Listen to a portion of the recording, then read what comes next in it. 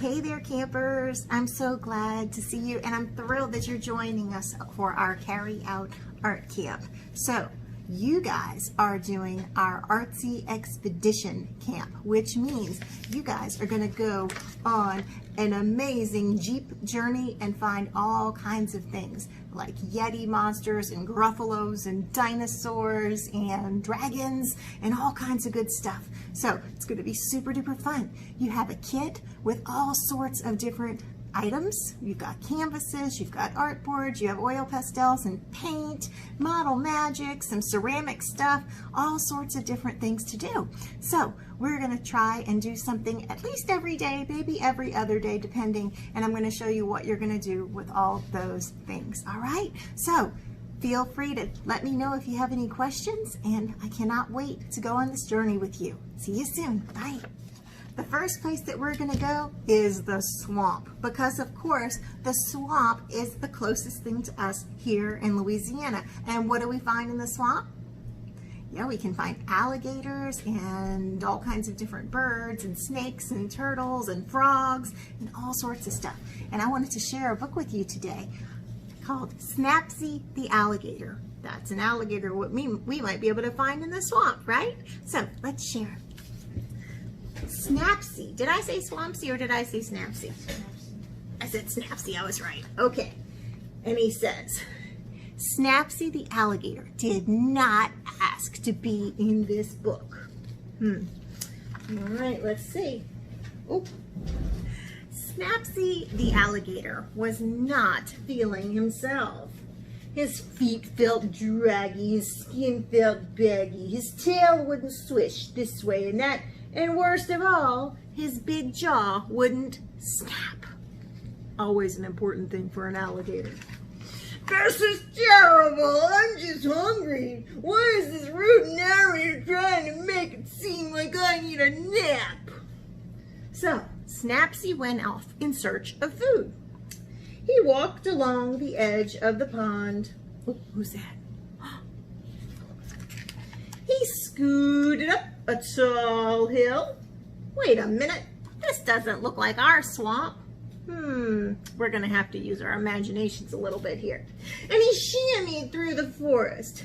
You're an awful narrator. You're just describing what you see in the illustrations, said Snapsy. Snapsy, the big mean alligator, kept looking for food.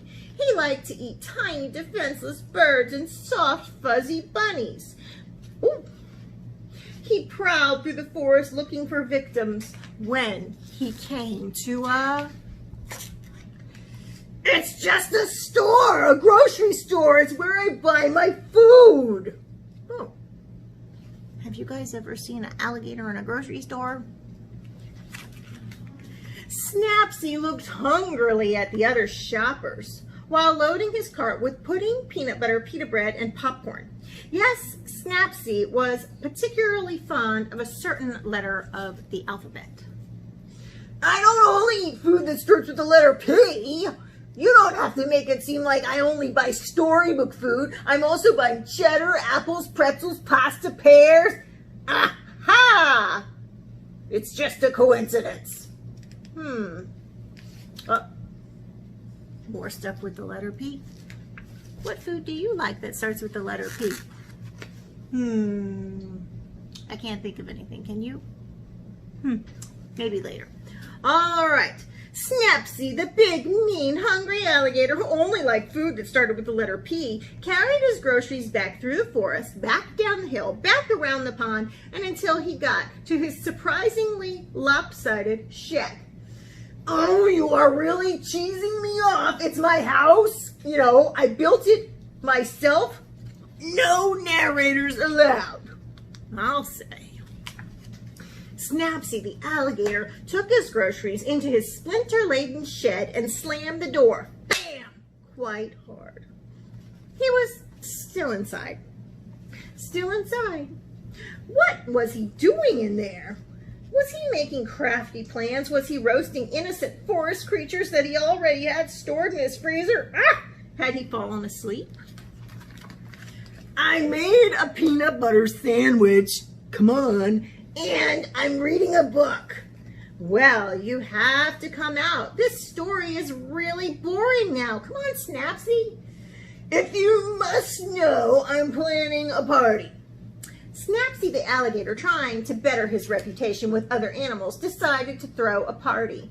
He's inviting, oh, it's the party of the century, it says. He's inviting George, Filbert, Henrietta. Oh, we know Henrietta. Walt, Linus, Wanda, and Sergio. And he's cleaning up. Snapsy vacuumed the rug and he made goodie bags for all of his guests. Wait, those aren't goodie bags. He's just taking out the garbage. Snapsy should really put out goodie bags for his guests. They just love those. You know what? I didn't ask to be in this book. I was just having a normal day. And suddenly you were talking about what I was doing. So I'm throwing a party to make things more interesting. I hope you're happy. Now, just buzz off. Thank you. Oh, go ahead. I can hear you breathing. Snapsy's party was shaping up to be quite a festive event. Colorful streamers hung from the ceiling. There were cubes of cheese and a bowl of punch. Some kind of danceable music was playing, and Snapsy's friends started to arrive. They were laughing and dancing, and they weren't hungry or thirsty. They looked like they were having a really good time. Yep, a fine time indeed. Oh, all right, you can come in. Oh, gosh, me, the humble narrator? Well, I don't know. Let me check my calendar. I suppose I could come in for an hour or two. Someone has to demonstrate proper dance steps. All of the important guests had finally arrived, and while Snapsy's sharp teeth were still glinting menacingly, he was actually a lovely host. Does anybody want pudding? Because pudding's really good. Aha! And we ate all of the pudding and did the chicken dance. We were really looking forward to Snapsy throwing parties like this every week. Hey! Oh, do you think he wants to throw another party? I've never been to an alligator's party, have you? I'm not sure if I'd want to be the guest of honor or not. All right, well, I don't know about partying with alligators, but I do know about painting alligators, and that's exactly what we're going to do in just a second. See you soon.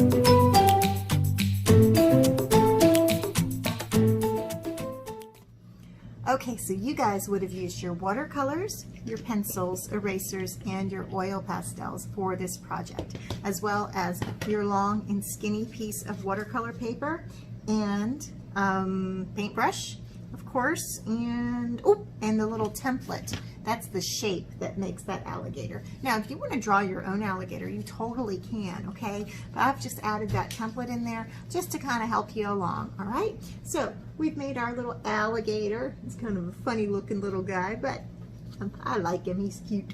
Now, when I was painting I had written to you guys and said y'all could do anything you wanted up here. You could make, like, this could be trees, it could be the swamp, it could be grass. I've just made mine plain sunset sky, and then there's some water kind of behind him. Now my horizon line, that means the line where the sky meets the ground, or whatever kind of it runs into, whether it's the top of some trees or water or grass or a hill or a mountain or whatever like that. I've made mine a little bit higher, but you don't have to. You could make yours a little bit lower. So this project can be really done any way that you want it to be done, all right? You've got the tools to do it. I've chosen to use a variety of different kinds of lines to create a texture for my alligator. Oh, he's looking at you there, and he's kind of smiling. What do you think he's thinking about? Anyway, so this is one alligator that you guys can do today, but you guys have something else. In your kit, you have a little ceramic alligator like this. I think his name is Al. That's my dad's name. Anyway, this little ceramic alligator can be painted too, and you can use this paint to paint your alligator, and it's gonna work out really, really well. So when you're painting your ceramics, use this watercolor paint and save your acrylic paint for later, because we're going to use it to make our canvases and stuff like that. All right, I hope you guys had so much fun, and we will see you again soon.